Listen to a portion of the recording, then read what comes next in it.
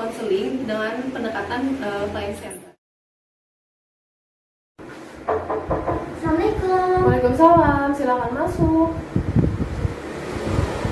Silakan duduk. Silakan dipakai sanitizer dulu ya. Boleh dibuka maskernya. Ya. Karena kan di masa pandemi ini kan kita tetap harus 3M gitu kan. Iya, Dari betul. pakai masker, menjaga jarak. Jadi saya ya udahlah kita ikutin aja protokolnya. Sebelumnya dengan Mbak siapa? Saya Mega, Bu. Dan Mbak Mega ini dari sekolah mana ya? Saya kebetulan dari SMA 38 Jakarta. Yang waktu itu sempat ngubungin saya ya? Iya, Bu, benar. Waktu itu saya sempat ngomongin Ibu, cuman waktu itu Ibu tidak ada respon. Iya, saya waktu itu saya lagi ada training gitu, jadi saya ada ngomongin kayak baru sempat saya baca doang, belum sempat saya balas gitu. Jadi ya udahlah, saya pikirin nanti bakal balas, tapi ya saya lupa gitu, mohon maaf ya. Iya, Bu, sebelumnya. nggak apa-apa. Yang penting kan kita udah jadwalin Iya. ulang. Mbak Mega tadi kesini naik apa? Saya naik Grab, Bu. Oh, udah rumah. Kira-kira ongkosnya kesini? Ya, kan lumayan dari Iya, Bu. lumayan kesini tuh jauh, orang-orang tuh rata-rata Iya, kesini tuh benar. jauh gitu. Iya, Bu, lumayan sih, Bu. Tapi kan ini untuk kebaikan diri saya juga, Bu. Jadi ya udahlah, nggak ada salahnya saya coba buat kesini walaupun ongkosnya lumayan gitu, Bu. Sebelumnya ibu mau tanya, Mbak Mega ini udah pernah ikut konseling atau pernah ngikut bisa temennya konseling atau punya mengenai konseling, pernah tahu atau pernah ikut gitu? Belum pernah sih, Bu, yang di luar sekolah gini ya. Paling kan kalau di sekolah kan ada guru BK, dan guru BK itu kan biasanya nggak intens ya, Bu, karena kan banyak juga permasalahan yang lain. Jadi saya ngerasa curhatnya tuh belum maksimal gitu, Bu, menceritakan keluh kesah saya ke guru BK saya itu, Bu. Tapi Mbak Mega tahu arti konseling itu sebenarnya apa? Belum sih, Bu, saya belum terlalu tahu arti konseling, cuman saya taunya cuman sekedar garis besarnya aja, Bu. Jadi kayak misalkan ada orang lain yang ngasih kita bantuan gitu, Bu. Benar gak sih, Bu, seperti itu? Oke, sebenarnya apa yang dikatakan Mbak Mega itu benar gitu. Jadi konseling di sini proses pemberian bantuan dari seorang tenaga ahli atau disebutnya juga konselor kepada konseli atau klien yang memang membutuhkan bantuan gitu kan. Nah, di sini kita akan melaksanakan konseling selama 30 menit ya Mbak Mega. Lalu di sini saya akan menerapkan 3 asas. Jadi saya akan menerapkan asas kesukarelaan.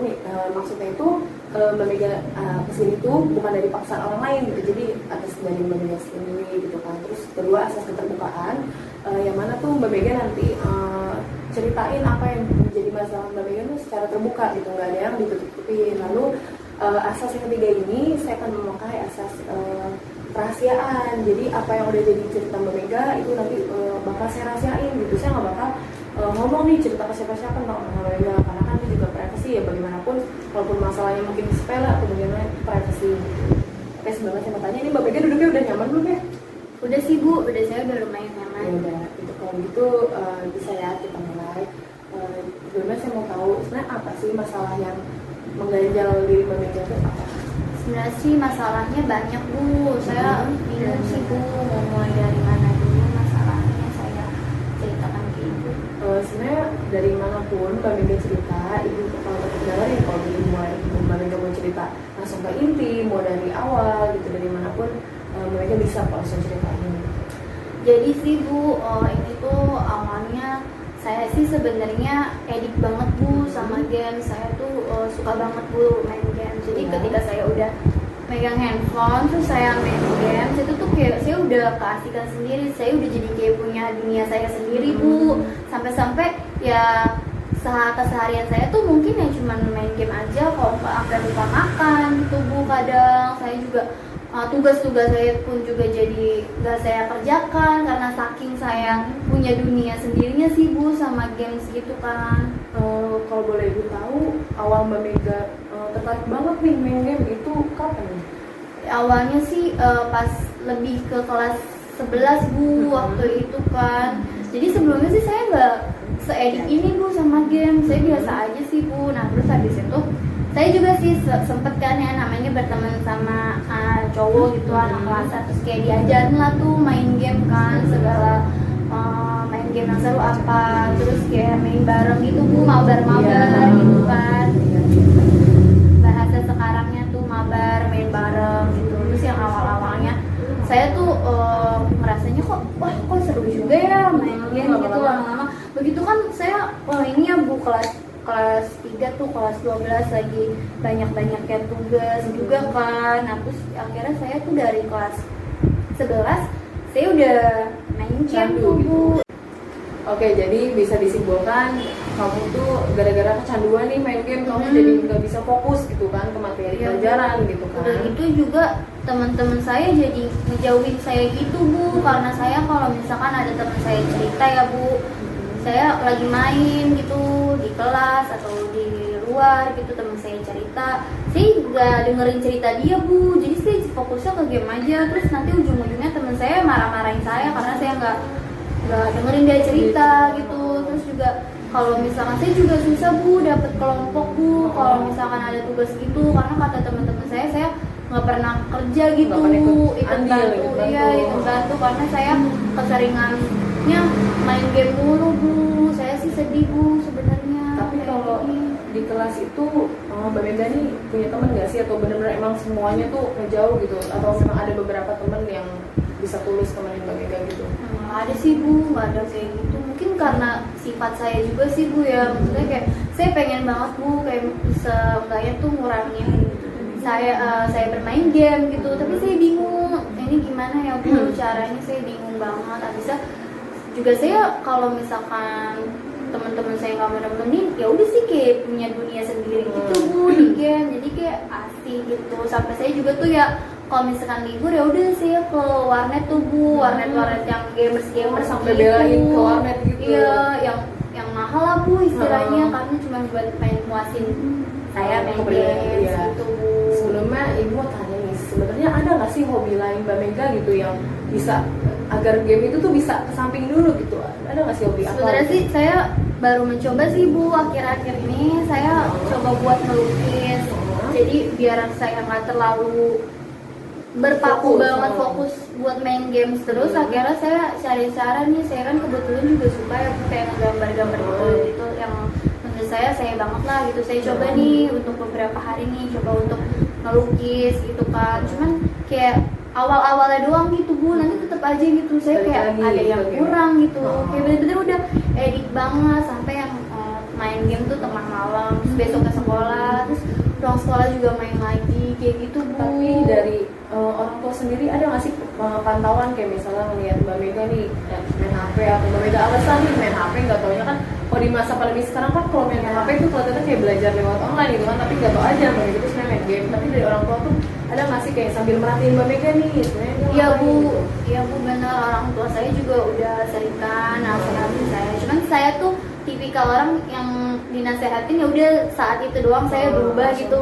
giliran aja gitu. Iya, giliran misalkan udah nggak terlalu dipantau ya udah sih balik lagi gitu Bu. Jadi ya udah kebiasaan juga sih Bu, saya juga bingung juga Bu harus gimana, mana teman-teman saya juga udah pada ngajarin saya Bu. Ya, saya apa sih keinginan yang paling banget Mbak Mega inginkan gitu, yang maksudnya keinginan yang paling dipenuhi Mbak Mega, pengen ada perubahan apa gitu dari Mbak Mega? Sebenarnya sih Bu, saya pengennya tuh walaupun saya nggak bisa terlalu tiba-tiba lepas gitu ya Bu dari game, samanya saya udah kecanduan berat gitu buat main games itu kan pasti susah ya bilangnya. Seenggaknya saya tuh pengen ngurangin Bu, mengurangi dari jamnya kak gitu kan, main game berapa jam atau cuman berapa menit nih gitu buat refreshing otak doang, tapi sedihnya saya bisa fokus gitu ngerjain tugas, ngebantu orang tua di rumah kan. Nah terus juga bisa bekerja kelompok sama teman-teman gitu, cuman saya bingung gitu saya harus gimana. Tadi kan Mbak Mega bilang nih, katanya kalau misalnya ada teman Mbak Mega yang cerita, Mbak Mega fokus ke game sampai akhirnya kan temennya kesel nih. Nah coba Mbak Mega penyamkan mata, Mbak Mega bayangin nih gimana sih rasanya kalau Mbak Mega nih punya masalah, punya cerita, tapi respon teman Mbak Mega nih malah gimana ya, malah cuek gitu. Apa sih sebenarnya yang Mbak Mega rasakan kalau misalnya posisi Mbak Mega seperti itu gitu?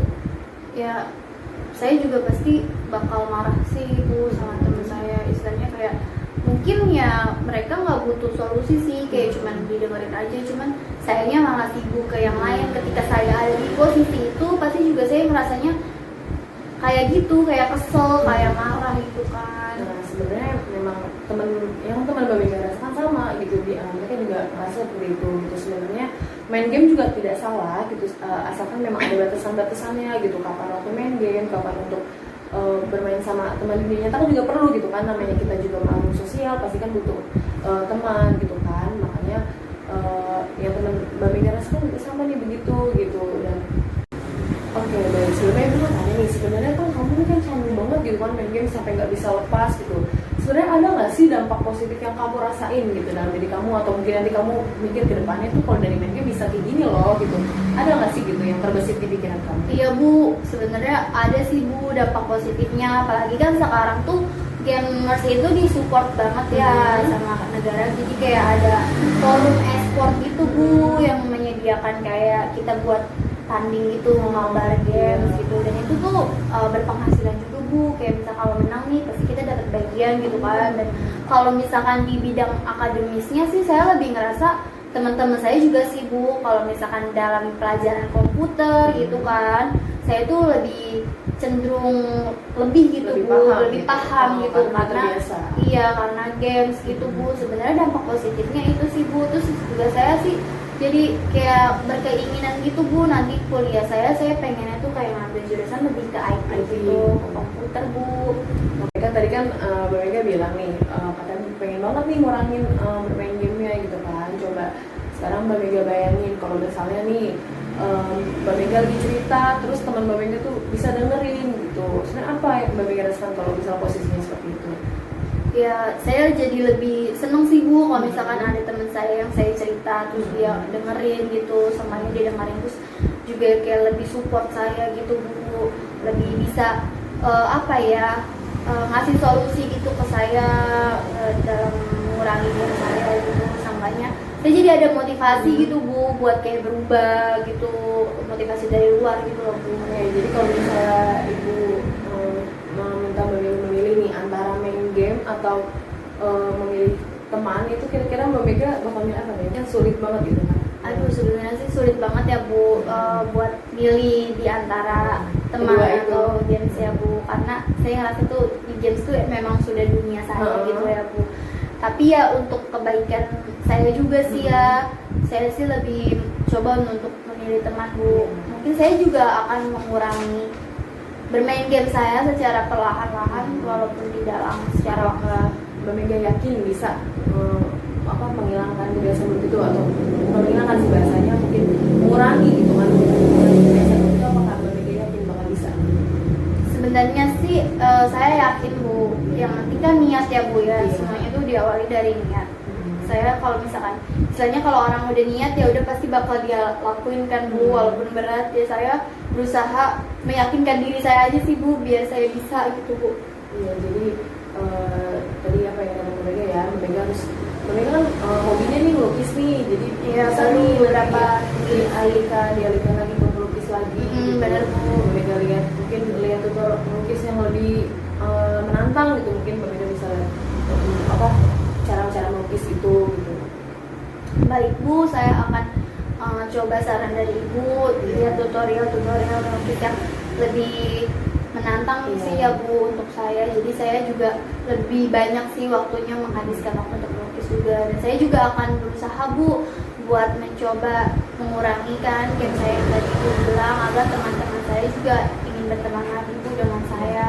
Sekarang setelah mengikuti konseling ini dengan waktu yang 30 menit itu, apa yang Mbak Mega rasakan? Apakah ada perubahan nih? Sebelumnya kan Mbak Mega ngerasa terkucilkan banget sama teman-teman. Ya Bu benar, saya sangat merasakan banget ada perubahan dari diri saya. Yang tadinya saya tuh gak tahu gitu harus ngapain, tadinya udah kayak pengen udahlah nggak usah sekolah gitu, main game saja karena udah gak punya temen gitu Bu, udah ada motivasi juga kan. Nah pas saya konseling sama ibu ngasih tahu saya harus kayak gini, saya juga kayak ada tumbuh motivasi baru gitu Bu. Kalau misalkan ya kita nggak boleh menghindar dari masalah, tapi kita harus menghadapi masalah Bu. Saya jadi lebih tenang, jadi lebih tahu harus berbuat apa untuk kedepannya Bu, kayak gitu Bu. Jadi Mbak Mega akan berkomitmen komitmen ya kan Iya, melaksanakan benar. itu yang agar candu game ini lama-lama berkurang gitu betul. kan. Oke, terima kasih Mbak Mega, makasih banyak Mbak Mega udah bersedia untuk cerita, Ibu udah bersedia juga untuk terbuka gitu. Semoga apa yang Mbak Mega inginkan dapat terlaksana gitu. Nanti Iya, kalau Bu. misalnya Mbak Mega mungkin ada keluhan lagi atau ada perubahan apa yang Mbak Mega rasakan, mungkin teman Mbak Mega jadi pada akrab lagi nih seperti dahulu gitu. Mbak Mega bisa cerita lagi ke saya, gitu kan. Mbak Mega bisa bilang ada nih Bu perubahan apa, Mbak Mega bisa datang aja langsung ke sini nggak apa-apa, atau mungkin bisa nge-WhatsApp Ibu terlebih dahulu gitu. Bikin janji dulu ya Bu Iya. sama Bu. Oke Bu. Bu terima kasih banyak Iya, Bu sama-sama. atas waktunya, Iya. atas konselingnya hari ini, Iya. memberikan saya suatu motivasi baru lagi di hidup saya. Makasih banyak ya Bu. Iya.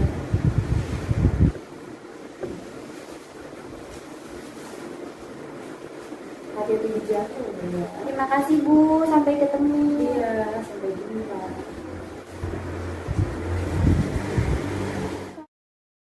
Sekian video konseling dengan pendekatan client center yang saya tampilkan. Mohon maaf apabila banyak kekurangan. Wabillahi taufiq wal hidayah. Wassalamualaikum warahmatullahi wabarakatuh.